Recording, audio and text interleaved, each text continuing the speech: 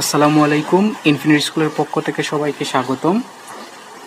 আজকে আমরা গুরুত্বপূর্ণ গাণিতিক সমস্যা 1.0 সিরিজের পদার্থবিজ্ঞান দ্বিতীয় পত্রের 10ম অধ্যায় সেমিকন্ডাক্টর ও ইলেকট্রনিক্স থেকে কিছু গুরুত্বপূর্ণ গাণিতিক সমস্যা নিয়ে আলোচনা করব। তো তোমরা এইচএসসি 2021 ব্যাচের পোলাপান, তোমরা কিন্তু অনেক বড় বাছা বেছে গেলা, কারণ তোমাদের শর্ট সিলেবাসে এই অধ্যায়টা আছে আর এই অধ্যায় থেকে কোয়েশন আসবেই। আর এই অধ্যায়টা এতটাই সহজ যে তোমরা এই অধ্যায় পড়লেই বুঝতে পারবা। তো এত একটা সহজ অধ্যায় আমাদের যেহেতু সিলেবাসে আছে, এখান থেকে কোয়েশন আসবে। আর যেহেতু সহজ অধ্যায়, তাই এটাকে আমরা একটু গুরুত্ব সহকারে পড়বো, যাতে পরীক্ষায় কোয়েশন আসলে আমরা একেবারেই একটা সৃজনশীল আসলে যাতে আমরা 10-এ 10 পেয়ে যাই। আমরা সেই লক্ষ্যেই ভালোভাবে পড়াশোনা করব। তো এই অধ্যায়ে এত কম সূত্র, কয়েকটা সূত্রই মাত্র, সেই সূত্রগুলো তোমাদের আমি লিখে দিচ্ছি। এখানে খুব কম সূত্র, আমাদের একটা সূত্র হচ্ছে খুব কম formula, I B plus I C.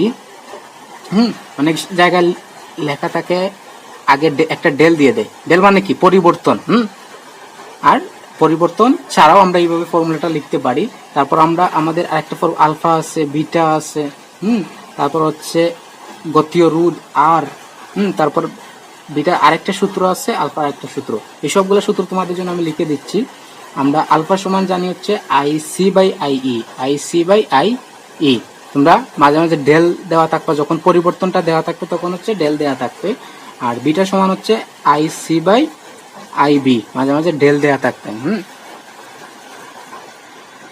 তারপর হচ্ছে গতীয় রোধ আর হচ্ছে del B by del I. এখানে পরিবর্তনটা নির্দেশ করে, মানে তোমার বিভবের পরিবর্তনকে যদি আমরা তড়িৎ প্রবাহের পরিবর্তন দ্বারা ভাগ করি তাহলে আমরা গতীয় রোধ পাবো। তারপর বিটার আরেকটা সূত্র আছে আলফার সাথে সম্পর্কিত, এই সূত্রটা হচ্ছে তোমার আলফা বাই 1 মাইনাস আলফা। তারপর আলফার একটা সূত্র আছে বিটা বাই 1 প্লাস বিটা। এইখানে কিন্তু একটু খেয়াল করলে কিন্তু এই সূত্রগুলো আমরা মনে রাখতে পারি। এইখানে দেখো প্লাস আছে, এইখানে মাইনাস, এখানে প্লাস। যখন আলফা থাকবে তখন বিটা আসবে, আর বিটা আসলে প্লাস আসবে। এটা এবার মনে রাখবা যে বিটা আসলে প্লাস আসবে। তো এখানে সবগুলোর পরিচয় আশা করি তোমরা জানো। এখানে ই হচ্ছে মানে হচ্ছে কি নিঃসারক প্রবাহ, নিঃসারক প্রবাহ বা এমিটার প্রবাহ। আর বি হচ্ছে তোমার পিট প্রবাহ, বেস প্রবাহ। তারপর হচ্ছে আইসি মানে কি, আইসি হচ্ছে তোমার সংগ্রাহক প্রবাহ, ইংলিশে লেখা থাকলে বা কালেক্টর প্রবাহ লেখা থাকতে পারে। আর আলফা হচ্ছে প্রবাহ বিবর্ধক গুণক, বা প্রবাহ বিবর্ধন গুণক, যাই দেয়া থাক না কেন সমস্যা নাই। আর বিটা হচ্ছে কারেন্ট গেইন, কতটুকু কারেন্ট অর্জন করেছে বা প্রবাহ লাভ। আর তো আমরা বললামই। আর হচ্ছে গতীয় রোধ। তো আমরা আশা করি এই সূত্রগুলো প্রত্যেকটা আমরা বুঝতে পারলাম। ফর্মুলাগুলো জাস্ট তোমাদের মনে করাই দেওয়ার জন্য আমি লিখলাম।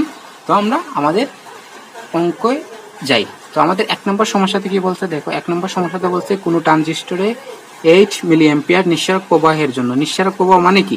নিঃসারক প্রবাহ হচ্ছে, আমরা একটু আগে বলছি নিঃসারক প্রবাহ মানে কি। নিঃসারক প্রবাহ এখানে কোন আই সি না আই বি? নিঃসারক প্রবাহ হচ্ছে আই তাইলে আই এর মান দেয়া আছে। তারপরে দেখো বলছে 7.9 মিলি অ্যাম্পিয়ার সংগ্রাহক প্রবাহ ঘটলো। তাইলে এটা হচ্ছে আমাদের এর মান, আর এটা হচ্ছে তোমার সংগ্রাহক প্রবাহ নাকি কালেক্টর আইসি। তো এইভাবে তোমরা মনে রাখবা সংগ্রাহক মানে কি, যা সংগ্রহ করে। তাহলে ইংলিশে কালেক্টরের বাংলা হচ্ছে সংগ্রাহক। তাহলে আইসি এর মান হচ্ছে এইটা, এর মান হচ্ছে এইটা। আর অনেক সময় ভূমি প্রবাহ বলে, মানে কি বেস, এখানে বি আছে তার জন্য এটা হচ্ছে ভূমি প্রবাহ। তাহলে এইভাবে বুঝে বুঝে পড়লে কিন্তু ফিজিক্স সহজ লাগবে। বেস মানে কি, বি আছে যেহেতু ভূমি, সেটা হচ্ছে আমাদের ভূমি প্রবাহ। এরপর কি বলছে, প্রবাহ বিবর্ধন গুণক মানে কি আলফার মান, আর প্রবাহ লাভ বিটার মান বের করবো। তো আমাদের কি কিসের মান দেওয়া আছে দেখো। আমাদের মান দেওয়া আছে এর মান দেওয়া আছে হচ্ছে 8 মিলি অ্যাম্পিয়ার। এটাকে কিন্তু অ্যাম্পিয়ারে নিতে হবে। অ্যাম্পিয়ার নিলে আমরা তার সাথে কি গুণ করি, আমরা 10 ইনভার্স 3 দ্বারা গুণ করি বা 1000 দ্বারা ভাগ করি। তারপর কি মান দেওয়া আছে, আইসি এর মান দেওয়া আছে হচ্ছে তোমার 7.9 মিলি অ্যাম্পিয়ার।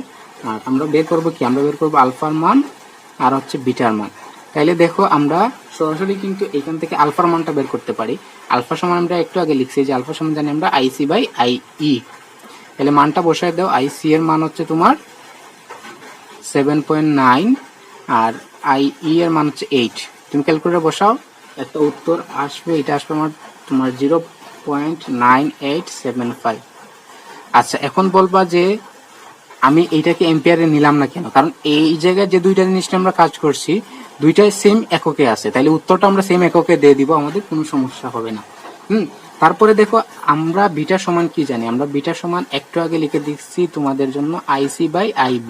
এখন দেখো হচ্ছে আমাদের বিটা দেয়া নেই, তারপরে আমরা বিটা কিন্তু নাই এইখানে, আইবি আইবি বা ভূমি প্রবাহটা দেয়া নাই, তাহলে আমরা আরেকটা ফর্মুলা কি লিখছি, প্রথম IE সমান IB প্লাস IC।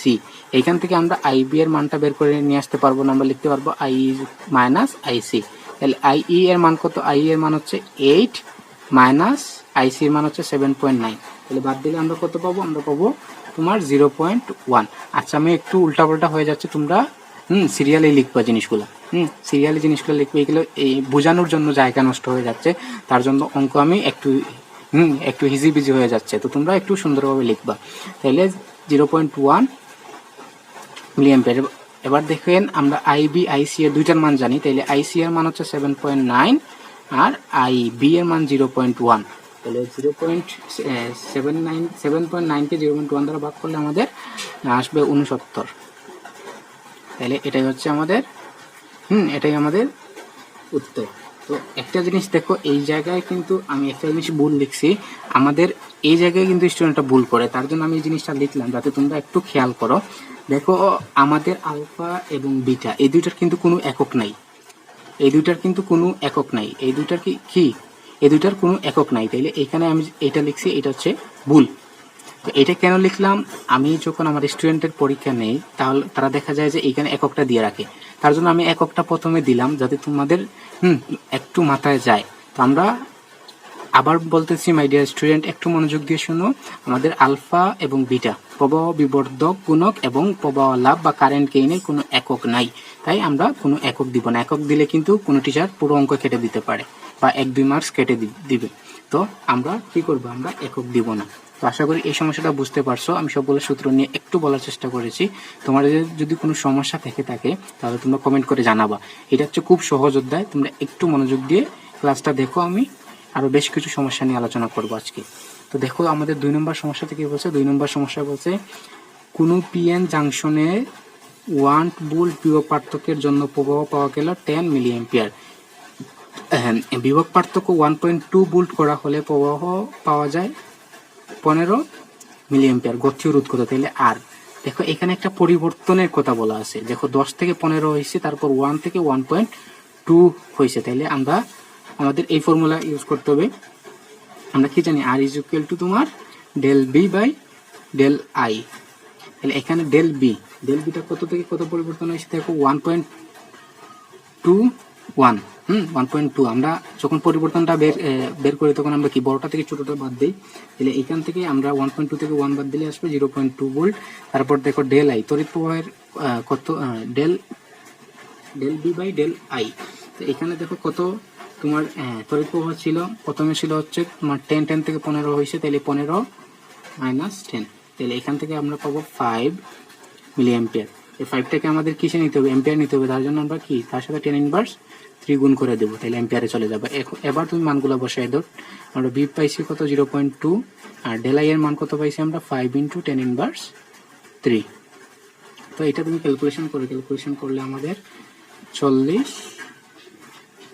ওহম আসবে। তাহলে গতীয় রোধটা আমরা বের করে নিছি, দেখো একেবারে সহজ, আমরা কি দেয়া আছে আর ফর্মুলা মুখস্থ থাকলেই আমরা কিন্তু অঙ্কগুলা করে দিয়ে আসতে পারবো। তো আশা করি তোমরা এটাও বুঝতে পারছো, এখানে কোনো কিছু বোঝার আর কোনো কিছু নাই, জাস্ট আমরা দেখবো কি দেয়া আছে, ডাটা দেয়া আছে, আর এইখানে আমরা কোন ফর্মুলাতে এগুলো ইউজ করতে পারি সেইটা বুঝতে পারলেই আমাদের কাজ শেষ। তো আশা করি এটা বুঝতে পারছো, আমরা পরের কোয়েশ্চনে যাচ্ছি। আচ্ছা, আমরা 3 নম্বর সমস্যাটা দেখি। 3 নম্বর সমস্যা কি বলছে, একটি ট্রানজিস্টরে আলফা সমান এত এবং আইই নিঃসারক প্রবাহ হচ্ছে এত হলে আমাদের আইসি এবং আইবি বের করো। তাইলে দেখো আমাদের এখানে কি দেওয়া আছে, আলফার মান দেওয়া আছে, তাইলে একটু আমরা লিখছি আলফা সমান কি জানি, আমরা আলফা সমান জানি হচ্ছে তোমার আলফা সমান কি লিখছি একটু আগে, আলফা সমান জানি আমরা IC/IE। তাহলে দেখো এখানে কিসের মান দেওয়া আছে, তোমার আলফার মান দেওয়া আছে, আই এর মান দেওয়া আছে, তাইলে এইখান থেকে দেখো আমরা আইসি এর মানটা বের করতে পারি না, আমরা লিখতে পারি আই ইন্টু এ আলফা।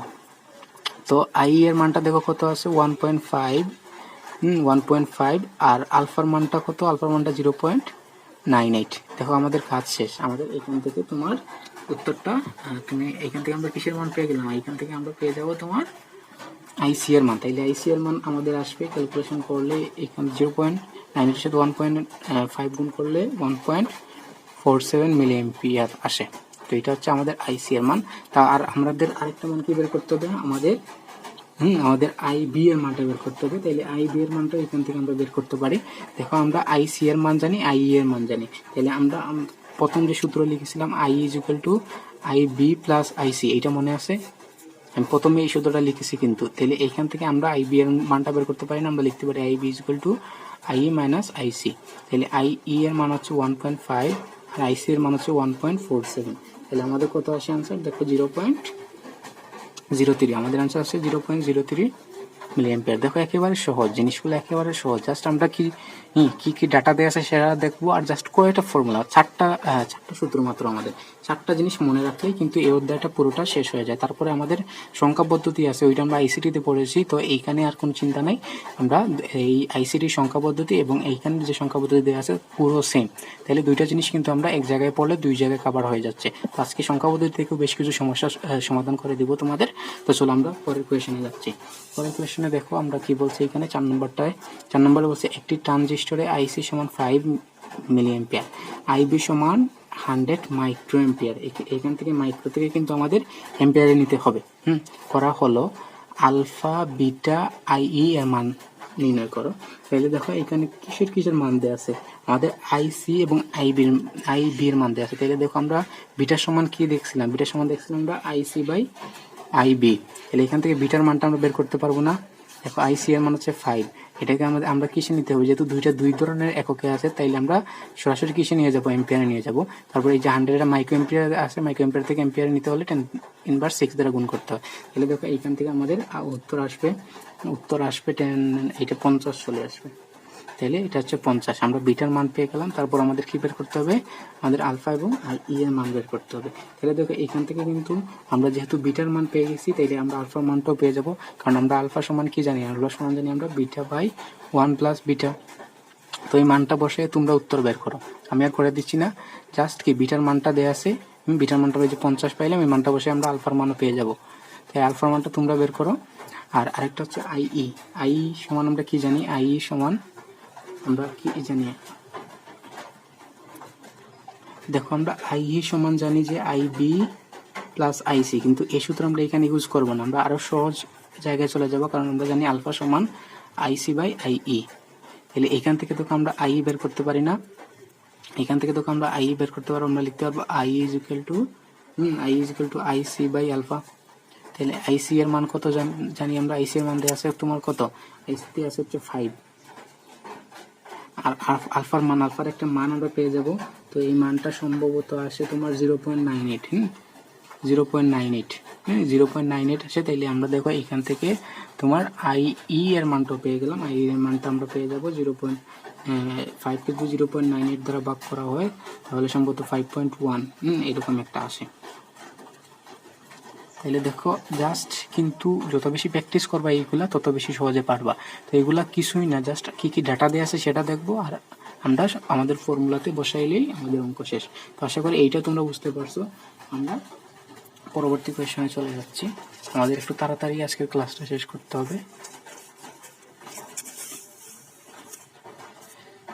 তাহলে দেখো আমাদের 5 নম্বর সমস্যার দিকে তাকাও, কি বলছে, 66 কে বাইনারি সংখ্যায় রূপান্তরিত করো।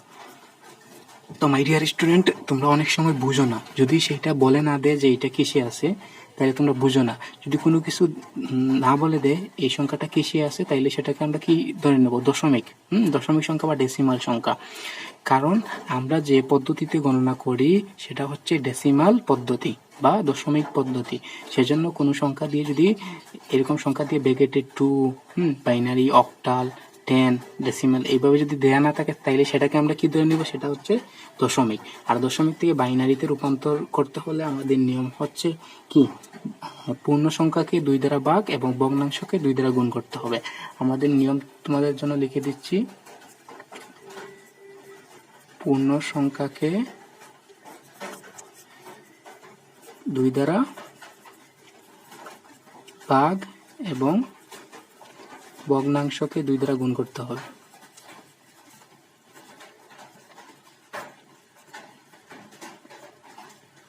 তো এখানে দেখো, এখানে ভগ্নাংশের অংশটা নাই, শুধু পূর্ণ সংখ্যা আছে। তাইলে আমরা পূর্ণ সংখ্যাকে আমরা কি করব, পূর্ণ সংখ্যাকে আমরা 2 দ্বারা ভাগ করে দেব।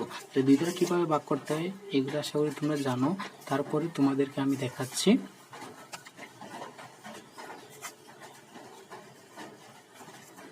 এখানে 8টা হচ্ছে রিমাইন্ডার, মানে যত ভাগশেষ থাকবে। আমরা অবশ্যই ছোটবেলা থেকে লসাগু কিভাবে করতে হয় শিখে এসেছি, সেই লসাগুর নিয়ম অনুযায়ী করব। বাট এখানে আমরা ভাগশেষটা বসাবো। তাহলে দেখো 66কে আমরা যদি 2 দ্বারা ভাগ করি আমরা ভাগফল, এখানে আমরা বসাবো ভাগফল, আর এখানে ভাগশেষ। তাহলে এখানে ভাগশেষ কিছু থাকছে না, মানে কি শূন্য। তারপর আমরা একেবারে শেষ না হওয়া পর্যন্ত আমরা কি করতে থাকবো, আমরা ভাগ করতে থাকবো। তাহলে এখানে দেখো 33কে আমরা যদি ভাগ করি তাহলে দেখো আমরা পাই 16 দুগুণা 32, তখন ভাগশেষ কিন্তু 1 থাকে। তারপর দেখো এটাকে আমরা ভাগ করলে পাবো 8, ভাগশেষ থাকবে 0। তারপর আবার 8কে ভাগ করলে থাকবে 4, ভাগশেষ থাকবে হচ্ছে 0। তারপর দেখো এটাকে 4কে ভাগ করলে 2, 0। তারপর 2কে ভাগ করলে আমাদের তোমার ভাগফল আসবে 1 আর ভাগশেষ আসবে 0। তারপর দেখো 1কে যদি আমরা ভাগ করি 1কে যদি ভাগ করি 2 দ্বারা, তাহলে ভাগ হবে না, তার মানে কি ভাগফল আসবে 0, আর এটাকে আমরা ভাগ শেষে নিয়ে যাব 1টাকে। এবার দেখো আমরা নিচ থেকে উপর পর্যন্ত গণনা করব। আমরা কিভাবে গণনা করব, নিচ থেকে উপর পর্যন্ত যতগুলো সংখ্যা আছে সবগুলো বসাই দেব। তার মানে কি 66, যেহেতু এটা ডেসিমেলে আছে তাহলে তার বাইনারি মানটা হবে 1, কয়টা শূন্য, 2টা 3টা 4টা শূন্য, তারপর হচ্ছে তোমার 1, 0, এটা হচ্ছে তার বাইনারি মান। তাহলে 66 এর বাইনারি মান কত, এই যে 1 0 0 0 0 1 0, এটা হচ্ছে তার বাইনারি মান। তো আশা করি তোমরা এটা বুঝতে পারছো। আর যদি সংখ্যা পদ্ধতি নিয়ে তোমাদের সমস্যা থাকে, সংখ্যা পদ্ধতির খুব ভালো একটা শিট আমার করা আছে। তো তোমাদের যদি সেই শিটের প্রয়োজন হয় তোমরা আমাদের ফেসবুক গ্রুপে জানাবা, সেইখানে তোমাদেরকে নোটটা দিয়ে দেওয়া হবে। অথবা তুমি আমাদের যে হোয়াটসঅ্যাপ গ্রুপ আছে সেইখানে বলতে পারো। হোয়াটসঅ্যাপ গ্রুপ আমাদের অফিসিয়াল যে গ্রুপটা আছে সেইখানে আমার নাম্বার দেওয়া আছে, সেইখানে থেকে আমার সাথেও যোগাযোগ করতে পারো। তো আমার সাথে যোগাযোগ করলে তোমরা সেই নোটটা পেয়ে যাবা। সেখানে আমাদের যে 12টা নিয়ম আছে সেই 12টা নিয়ম নিয়ে খুব সুন্দরভাবে ভেঙে ভেঙে লিখে দেওয়া আছে। আশা করি এই শিটটা পড়লে তোমাদের এই অধ্যায় কমপ্লিট হয়ে যাবে। পাশাপাশি সংখ্যা পদ্ধতি থেকে কিন্তু এবার 2টা থেকে 3টা সৃজনশীল আসার সম্ভাবনা আছে। যেহেতু আমাদের শর্ট সিলেবাস, সেহেতু আমাদের সংখ্যা পদ্ধতির যে 12টা নিয়ম, সেই 12টা নিয়ম যদি আমরা ভালোভাবে শিখে চাই তাহলে দেখবা তুমি 20 থেকে 25 মার্কস পেয়ে যাবা। আর সংখ্যা পদ্ধতি আমার কাছে যারা পড়েছে, আমার বেঁচে যারা পড়েছে বা বাসায় যারা পড়েছে তারা জানে যে আমি সংখ্যা পদ্ধতি তাদের কতটা সহজভাবে পড়াই। এবং একেবারে বাজে স্টুডেন্ট, আমার যে লাস্ট বেঞ্চার যাদের বলো বা একেবারে পড়ালেখা করে না, তারাও কিন্তু আমার কাছে সংখ্যা পদ্ধতি পড়ে তারা সংখ্যা পদ্ধতিতে ভালোভাবে শিখতে পেরেছে এবং পরীক্ষায় ভালো করতে পেরেছে। তো এর অনেক উদাহরণ আছে। তো তোমাদের যদি শিটটার প্রয়োজন হয় বা তোমাদের যদি সংখ্যা পদ্ধতিতে সমস্যা থাকে তাহলে তোমরা আমার সাথে যোগাযোগ করতে পারো। তো আমরা পরের কোয়েশনে যাচ্ছি, পরের কোয়েশনটা সলভ করি।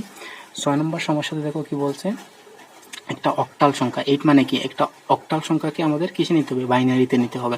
তাহলে এক্ষেত্রে আমাদের নিয়ম হচ্ছে অক্টাল থেকে বাইনারিতে নিতে হলে আমরা 4 to 1 সূত্র প্রয়োগ করব। 4 to 1 সূত্র প্রয়োগ। তো দেখো এখানে আমাদের সংখ্যাটা দেওয়া আছে 32558। তো আমাদের 4 to 1 সূত্র প্রয়োগ করতে হবে। তাহলে 3-এর 4 to 1 মানটা হচ্ছে তোমার 011, 2-এর হচ্ছে 010, 5-এর হচ্ছে 101, আর 5 হচ্ছে 101। তাহলে এইটা হচ্ছে আমাদের বাইনারি মান, তাহলে এটা হচ্ছে আমাদের উত্তর। তো এটা তোমরা আশা করি বুঝতে পারছো। এখন যদি তোমার বেসিকের সমস্যা থাকে তাইলে আমার কোনো কিছু করার নাই ভাই, তুমি কোনো স্যারের কাছ থেকে শিখতে পারো এগুলা, অথবা তুমি নিজে নিজে শিখতে পারো। আর আশা করি যারা আমার কাছে পড়েছো তাদের কোনো সমস্যা হওয়ার কথা না, এগুলো তোমরা দেখার সাথে সাথেই উত্তর বলে দিতে পারবে, এরকম অবস্থা। তো এটা বুঝতে পারছো। আমরা আরও 2টা কোয়েশ্চেন সলভ করে আমাদের আজকের ক্লাসটা শেষ করে দেব।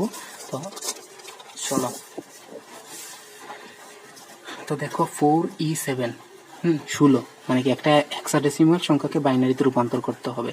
তাহলে 4E মানে কি, আমরা A = হচ্ছে 10 এইভাবে গণনা করে যাই, তাহলে A B C D ই ই হচ্ছে তোমার হচ্ছে 14, তাহলে ই সমান হচ্ছে তোমার 14, তাহলে ই সমান হচ্ছে আমাদের 14, আমরা 14টা বসাই দিলাম সরাসরি, সমস্যা নাই 7।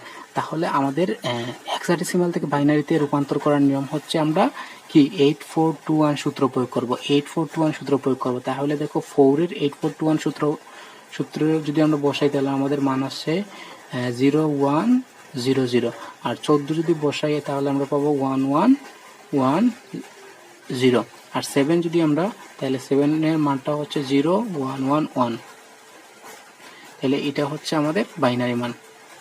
তাহলে দেখো আমরা খুব সহজে, তোমরা একটু গুছিয়ে লিখবা, প্রথমে নিয়মটা লিখবা যে 8421 সূত্র বসিয়ে বাইনারিতে রূপান্তর করে পাই, তারপর এইভাবে লিখবা, তারপর লিখবা প্রদত্ত উত্তর। শেষের দিকে এইরকম একটা লিখবা, সুন্দর করে একটা লাইন লিখে দিবা, 16 সমান 01001110011112 আনসার। এবার একটু সুন্দর করে লিখে দেবা, তাহলে একটু সুন্দর লাগবে আর কি। আমি যেহেতু এখানে তোমাদের বোঝাচ্ছি তার জন্য সবকিছু লিখতেছি না, আর আমাদের হাতে সময় কম।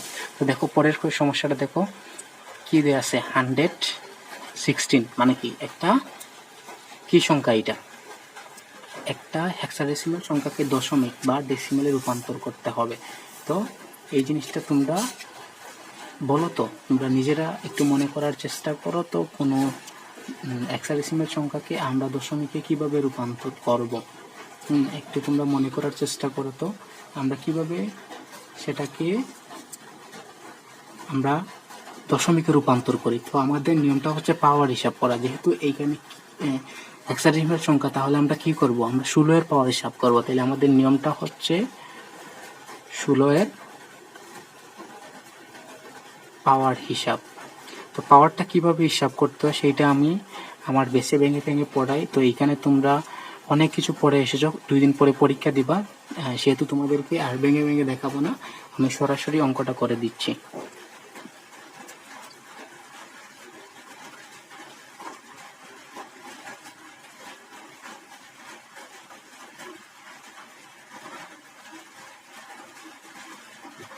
তাহলে দেখো এখানে কিন্তু বাকি দুইটা অংশ আমাদের 0 হয়ে যাচ্ছে, আর 16কে বর্গ করলে আমরা কত পাই, 16কে বর্গ করলে সম্ভবত 16 স্কয়ার 16 ইন্টু 16 16 ইন্টু 16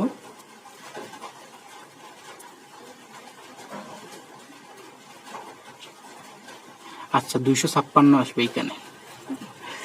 তো দেখো আমাদের আনসার আসতেছে 256। এই 256 আমরা কিসে নিয়ে গেলাম, আমরা দশমিকে রূপান্তর করে পেলাম 256 মানটা। তাইলে 100 এর দশমিকে রূপান্তর করলে 100 হেক্সাডেসিমাল সংখ্যা 100কে আমরা যদি দশমিকে রূপান্তর করি তাহলে আমরা পাবো 256। তাহলে শেষের দিকে তুমি এইভাবে একটা সুন্দর লাইন লিখে দিবা, এটাই হচ্ছে আমাদের উত্তর। তো আশা করি আজকের ক্লাসটা তোমরা বুঝতে পারছো, আর তোমরা আশা করি এই ক্লাসগুলো এনজয় করতেছো, এগুলো তোমাদের কাজে লাগতেছে। আর কিছুদিন পরে পরীক্ষা, তোমরা বেশি বেশি করে অঙ্ক প্র্যাকটিস করো, আর যে কোনো সমস্যা আমাদের ফেসবুক গ্রুপে জানাবা, সেখানে তোমাকে সমাধান করে দেওয়া হবে ইনশাল্লাহ। আর তোমরা এই ক্লাসগুলো বেশি বেশি করে তোমাদের বন্ধুদের কাছে শেয়ার করো, আর বেশি দিন পরীক্ষা নাই, তারা যাতে এই জিনিসগুলো শিখতে পারে। তো তোমাদের কাছে সারা জীবন তোমার কথা মনে রাখবে, তোমার এই একটুখানি হেল্পের জন্য। তোমরা বেশি বেশি করে শেয়ার করো, আর আমাদের সাথেই থাকো। তোমরা লাইক কমেন্ট করবা, তোমরা কমেন্ট করে জানাও না তোমাদের ক্লাসগুলো কেমন লাগতেছে। তোমরা অনেকে ক্লাস দেখো বাট কমেন্ট করে জানাও না, তোমরা কমেন্ট করে জানাবো তোমাদের ক্লাসগুলো কেমন লাগতেছে, আর তোমাদের কি প্রয়োজন, ক্লাসে আর কি আনলে তোমরা আরো একটু উপকৃত হবা, সেইগুলো তোমরা জানাবো, তোমাদের মতামত দিবা। তো তোমাদের জন্য অনেক অনেক শুভকামনা রইল। কালকে ঈদ, সবাইকে ঈদের শুভেচ্ছা, পবিত্র ঈদ উল ফিতরের শুভেচ্ছা। সবাই খুব মজা করবা, ঈদের দিন চিল করবা। আর হ্যাঁ, তোমাদের জন্য শুভকামনা রইল। তোমরা সবাই ভালো থেকো, ধন্যবাদ সবাইকে।